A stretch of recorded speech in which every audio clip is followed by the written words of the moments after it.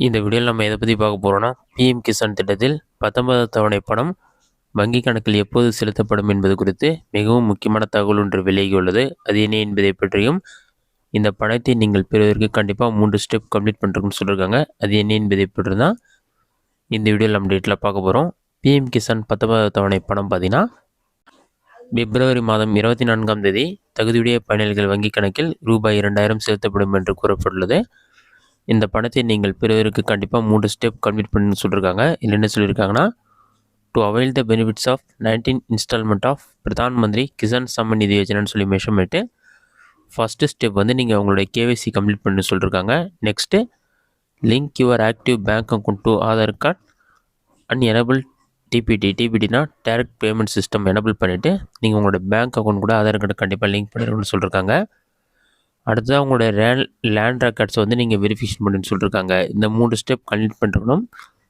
அப்போ தான் வந்து உங்களுக்கு 19வது தவணை பணம் கிடைக்குன்னு சொல்லியிருக்காங்க. இது மட்டும் இல்லாமல் இதற்கான பெனிஃபிஷ் லிஸ்ட்லேயும் உங்களோட நேம் இருக்கணும். அப்போ தான் உங்களுக்கு வந்து இந்த 19வது தவணை பணம் கிடைக்கும். இந்த பெனிஃபிஷ் லிஸ்ட்டில் உங்களோட நேம் இருக்கான்னு எப்படி செக் பண்ணுறது என்பதை பற்றி பார்க்கலாம்.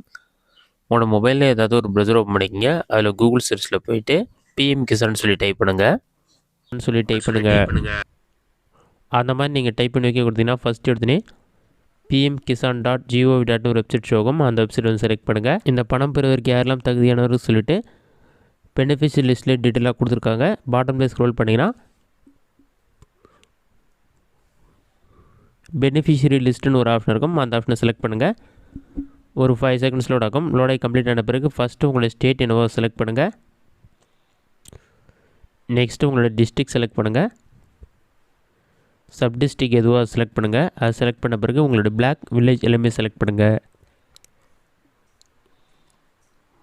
அதெல்லாம் செலக்ட் பண்ணிவிட்டு கெட் ரிப்போர்ட் ஆப்ஷனை கிளிக் பண்ணிங்கன்னா ஒரு 5 செகண்ட்ஸ் லோட் ஆகும். அது லோடாகி கம்ப்ளீட் ஆன பிறகு பாட்டமில் ஸ்க்ரோல் பண்ணிங்கன்னா சீரியல் நம்பர் இருக்கும். நெக்ஸ்ட்டு ஃபார்மருடைய நேம், ஜெண்டர் வந்து மேலாக ஃபீமேல்னு சொல்லி கொடுத்துருப்பாங்க. அந்த டீட்ஸ் எல்லாமே இருக்கும்.